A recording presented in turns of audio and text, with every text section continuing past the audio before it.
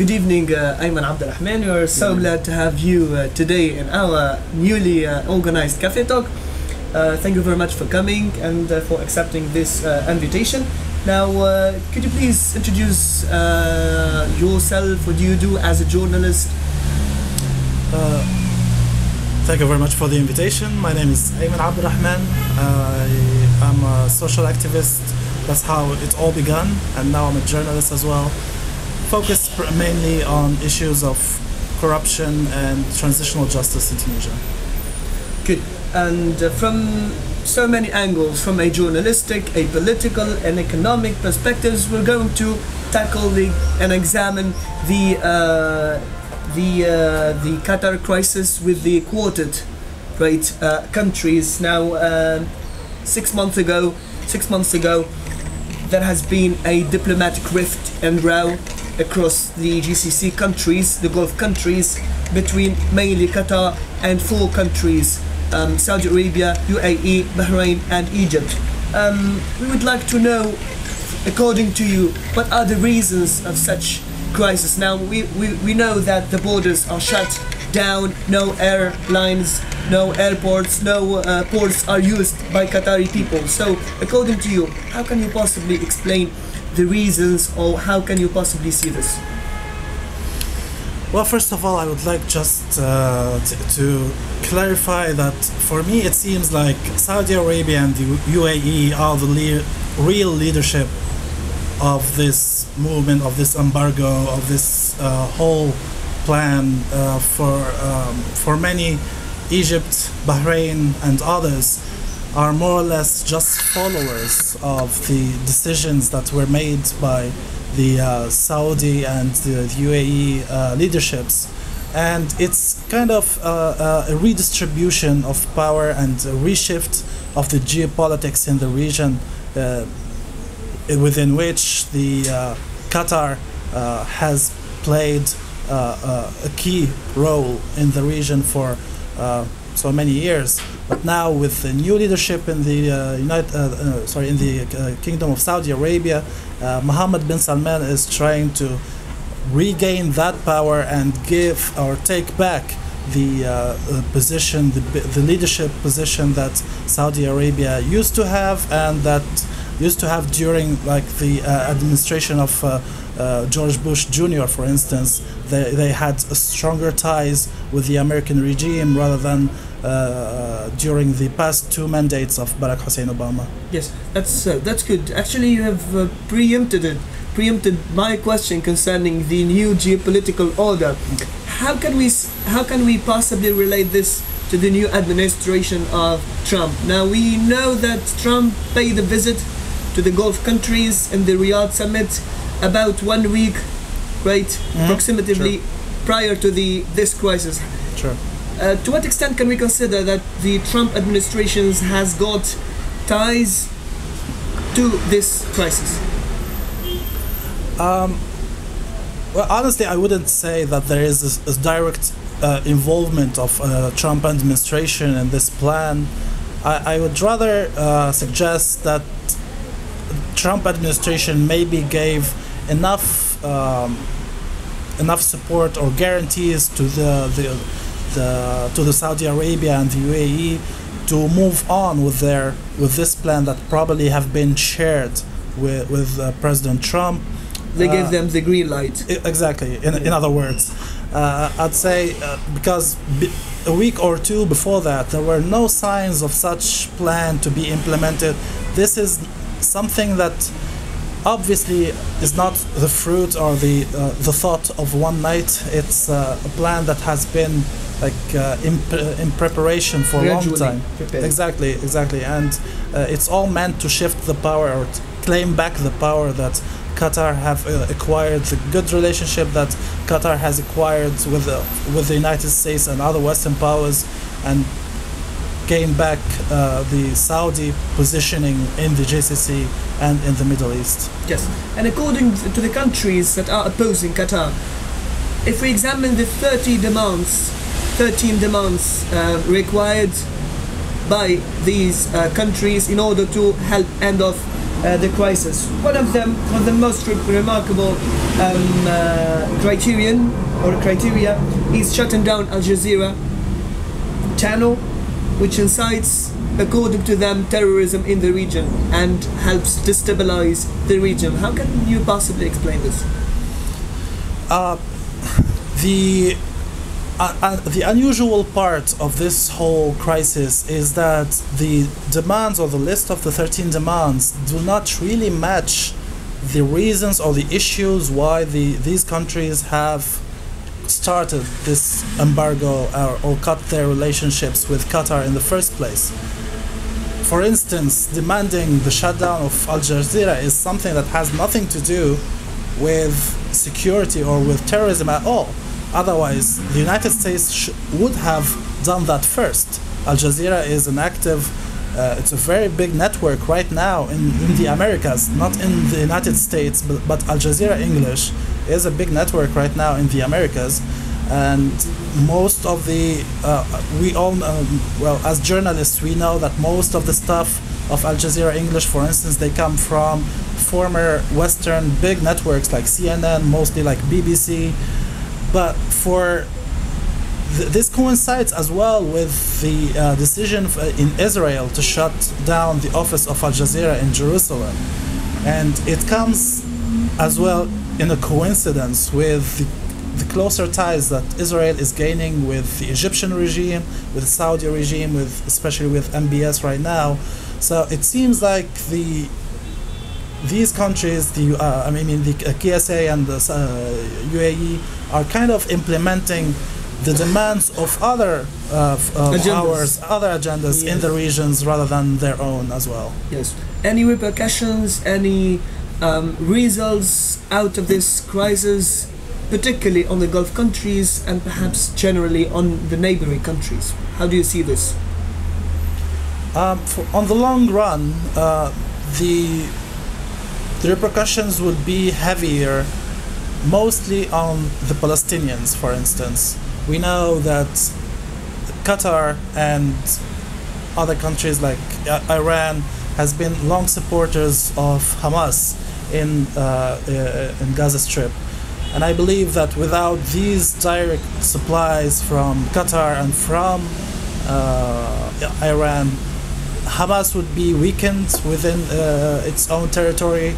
Now the Egyptian regime is kind of presenting different deals to the Palestinian leadership in the West Bank as well. Even though the West Bank and Gaza have reached reconciliation that they couldn't maintain for a long time, but now they are getting closer.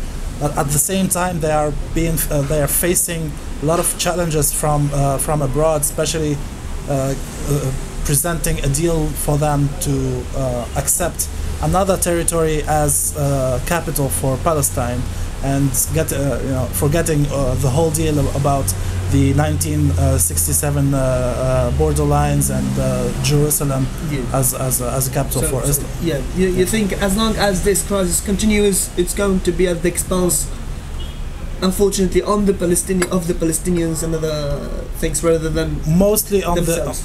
on the weaker nations rather than the GCC nations, which they have the resources and the means to actually stay strong in face of such plans, such measures.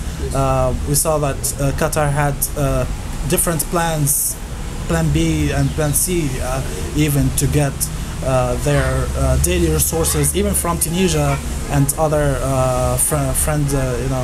neighboring countries. But in my opinion, Yemen would be paying, Palestine would be paying, Syria would be paying, but these countries, they have the luxury actually to maintain longer talks and to do the diplomacy, as we say. Yes, and on your point concerning Tunisia, now we've noticed that Tunisia did not take any side of the belligerent or opposing countries. Do we regret that we did not take any side? Perhaps other countries did take this side, for example, with Qatar, and did benefit from this. If we take the example of Morocco, they lifted, Qatari people lifted the visa requirements for Moroccans, but Tunisians Could we? I mean, could is there any regret that we should feel concerning this as Tunisians? I don't think that Tunisia could have done more. We are not in a position to dictate or to to be in order to be an ally. You need to be equally strong, or you need to have certain power to be part of that table. Tunisia, unfortunately, cannot be among those at that table, and I guess we could have done more. Like, not having a declared position, doesn't mean that you don't necessarily have a position. We could have gained a lot from gaining the Qatari market that is now that has been open and vacant for a while, and so many countries have rushed to fill in that vacuum. Yes, so many. People have criticized the Tunisian stance vis-à-vis the crisis because we could have benefited. Yeah, perhaps economically. Yeah, exactly. Mostly. Like, we know that the United Arab Emirates, even though they demanded from Iraq to cut its ties with Iran, but the Emirates, they have strong ties with Iran. They have a great deal of exports and imports with Iran. Yes, which doesn't make sense on the one hand, but it gives you an idea that the political stand doesn't necessarily reflect the trade and commerce that should be neutral from the political positions. And according to you, what kind of solutions can we possibly have? Is there any concessions that perhaps these countries should make in order to help overcome the situation? I don't think there will be any return to the way as it was before. This situation is escalating, maybe now slower than before, but the relationships among the GCC countries would never go back as it was. As Tunisians, we should be smart in the way we deal with it. We should present our services whenever applicable, and especially that there will be new vacant markets that we can actually benefit from. But I don't think the relationships or the whole geopolitical scene in the GCC or in the MENA region would be the same in a few years.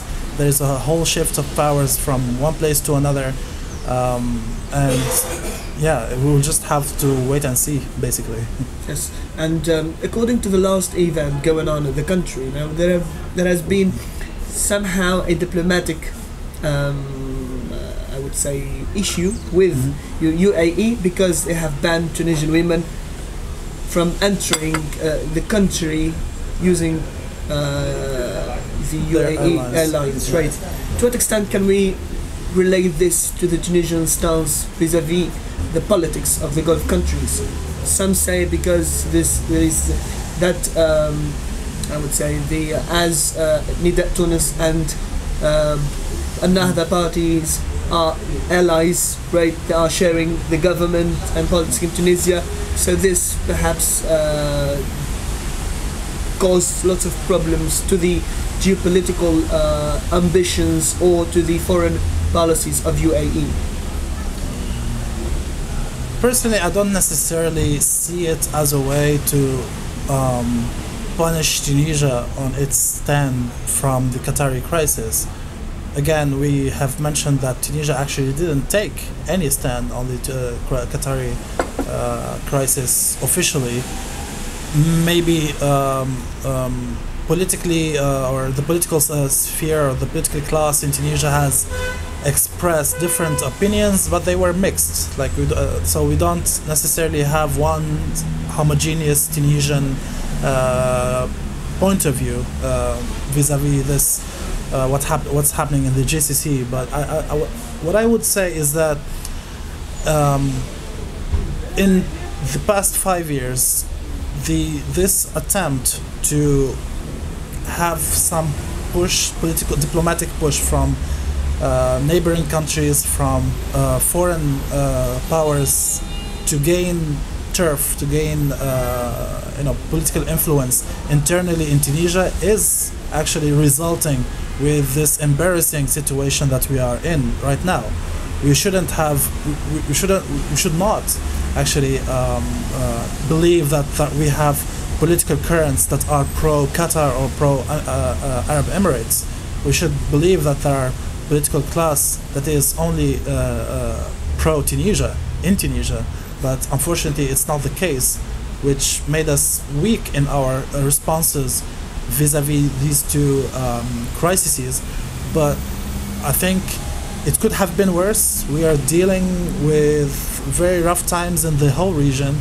It could have been worse, but I believe that at least with the second crisis, with the issue of the Tunisian passengers banned from the Arab Emirates Airlines, I think we knew how to deal with this situation better than the previous crisis. Aymen Abderrahmen, thank you very much for joining me. Thank you for having me. Thank you.